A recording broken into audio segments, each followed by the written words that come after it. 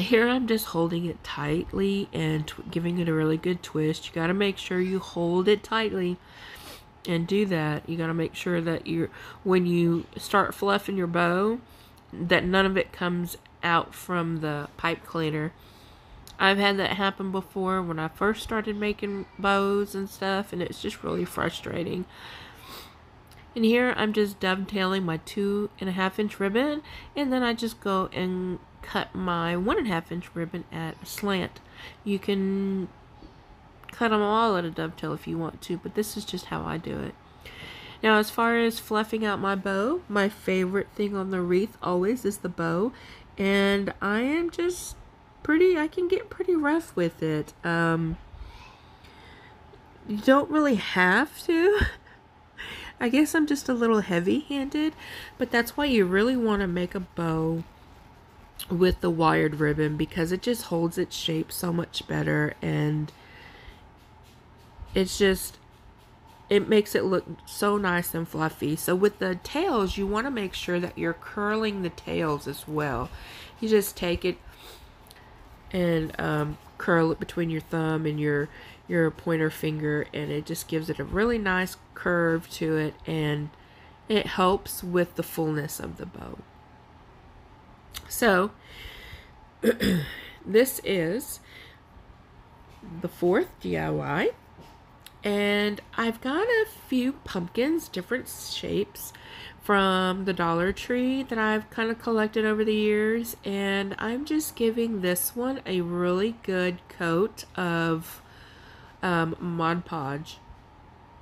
And I've got that beautiful truck scrap paper from Hobby Lobby that I'm just going to cover it with. And I think really with that sign, what I did was just I took the front paper part off, and it was actually easy. So I didn't have to use the water or anything like that. The wet towels, it came off pretty nice and pretty easy. I try to put an even layer of Mod Podge on there, and I try not to put too much Mod Podge on there because I don't like the bubbling effect that it has. So here I just go and trim off all the excess paper. You can use definitely with some of the edges where it's so close and tight that, yeah, you probably want to use like a little file or something, or detailed scissors to get into those little nooks and crannies. But I didn't really. I think I kind of use a little bit of a nail file or something. Yeah. And that works just fine as well. Now you see I didn't cover the little stem of the pumpkin, and that's because I'm going to take some jute cord and I'm actually going to wrap it around, and you'll see that later. So in case you haven't noticed, I'm actually going to use 3 different oh, see, I already forgot. Scrapbooking paper to layer everything on these pumpkins, and it's just so cute. I've got them all matching, and I have some ladies at work who really like to decorate their cubicle areas for the different holidays, and they really use the orange colors and stuff, whereas if you know me, I love the whites, blues, grays, and the sage green. And so what I'm gonna do is I'm just gonna give this to them because they really love to decorate, and they're just the sweetest ladies.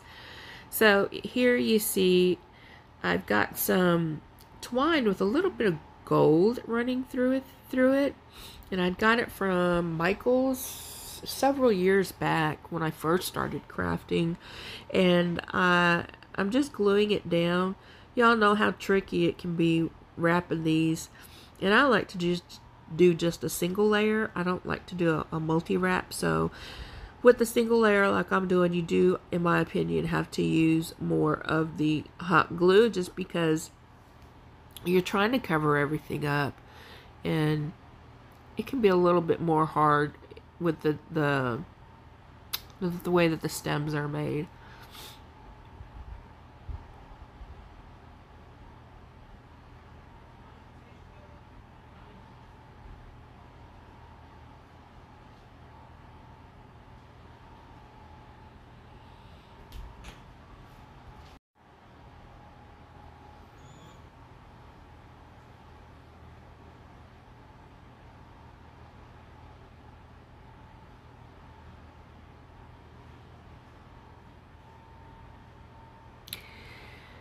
So here, after I put the paper on the third one, I just put this little pumpkin back into its little stem. I am dousing it with some hot glue just so I can glue all these pumpkins together.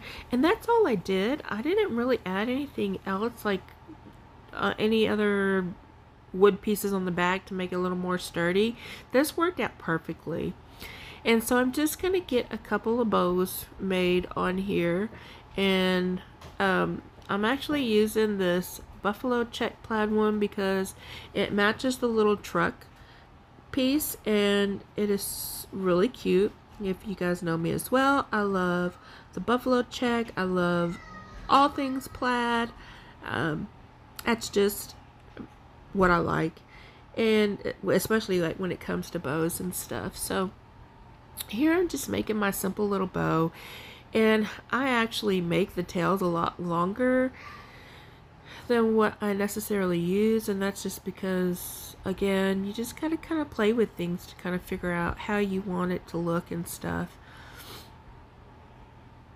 And so since I saw how it was coming out, I thought I'd just trim it up a little bit because I didn't want to take it away. Excuse me, I didn't want the long tails of the bow to take away from the cute little craft paper. That little raffia bow came off of that pumpkin, and so I just tagged that one back on, and then I got this cute little orange and white buffalo check from the Dollar Tree. I think it was spring or Easter time. Well, I guess it's kind of the same. And I just make a bow out of that for the third pumpkin.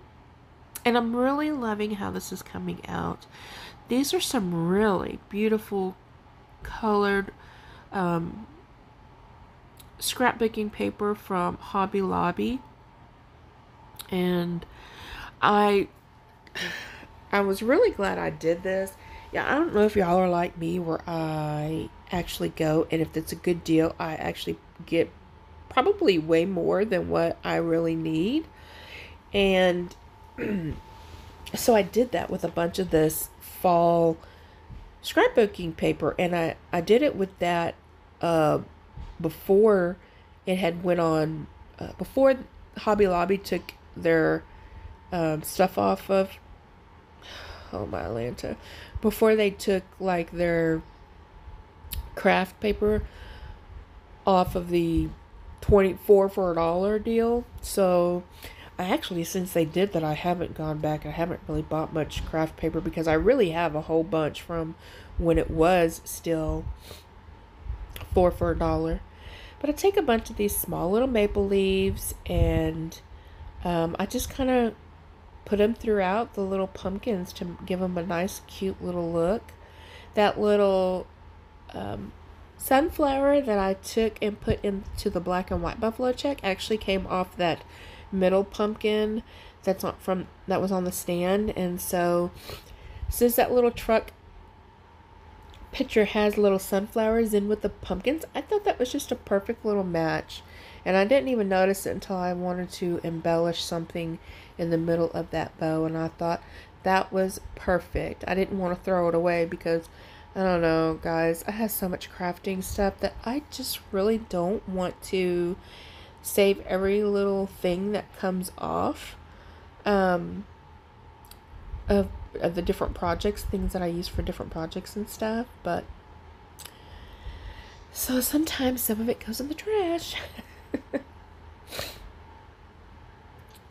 So for my 5th project, again, these are some beautiful pieces that I got from Hobby Lobby.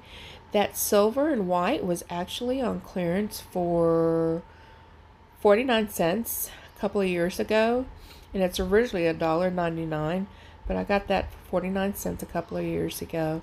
And so I just got one of these cute little mason jar hangers from the Dollar Tree, and I took everything off, and I'm just covering that little lid with the silver and white, I kind of wanted to do something a little bit different. I was originally going to go with like a galvanized paper that I have, but I saw this paper instead as I was digging through my stash, and I was like, oh, I thought that was going to be super duper cute. And I'm really glad that I went with it. I thought the pattern of it went well with the buffalo check pumpkins, and it was just a little something different. So I really liked how it looked. And I just take my little glue stick and I just lather it on that sign, and it works great. This is one sign that I did not take the frame off, because I think I'm going to keep this one for myself, and but if I choose to give it away or something, I'll probably just get some craft paper and put it on the back of the sign just to cover it all up. But it's a really cute sign all on its own. But these are my colors, guys. I just love it. And I just glue that back on there. And I know that the paper alone, the design is really, really busy. So I actually just take one of those wood, holy smokes, I can't talk. Why is it every time I record, I get tongue-tied? I just don't know why. Anyways, I painted that Hello Fall white, and I just glued it right there. And I'm just going to take some of this little Dollar Tree silver 1.5 inch ribbon, and I'm going to make a little bow. And I don't know what it is. You guys, if y'all want me to make a big bow, I can make a big bow all day long. And they come out so pretty. But these small bows, I struggle with. I don't know why. I see other people make the small bows, and it's like, oh, that's cute. And then when I go to make the small bows, it's a big flop. I don't know. I guess I'm used to the go big or go home type deal. And so since I create so many wreaths, that I'm just used to making the big ones. But yeah, this one ended up turning out okay. It wasn't too bad, but it was okay. If you guys ever want, I do sell my wreaths, and you can check me out on actually go to my Facebook page. It's going to be the cheapest that you'll be able to get it is on my Facebook page. Yeah, I really just charge the cost of material because my passion is just making it. I'm not trying to profit off of it, and I want things affordable for people who like to have wreaths, and they can just, they can enjoy it, not at a stiff price or anything. So check me out at Marjorie Jeter on Facebook, and you can find some of my wreaths there if you would like to purchase any. And here's the final reveal on these. I want to thank you guys so much. Thank you for everybody who took the time out to come visit and spend some time of your day with me. My returning subscribers, any newbies, even if you're just here visiting and watching, I appreciate and I love you guys. If you haven't subscribed yet, please think about it. It helps my channel out, and it's just, hopefully you can get some crafting inspiration from me, or whatever you may get out of it. I know I get a lot of inspiration out of other people's videos, so hopefully I can do that for you guys as well. Again, I love you guys. Thank you so much for joining me today, and don't forget to check out the playlist in my description box if you haven't yet. And you guys have a very blessed day.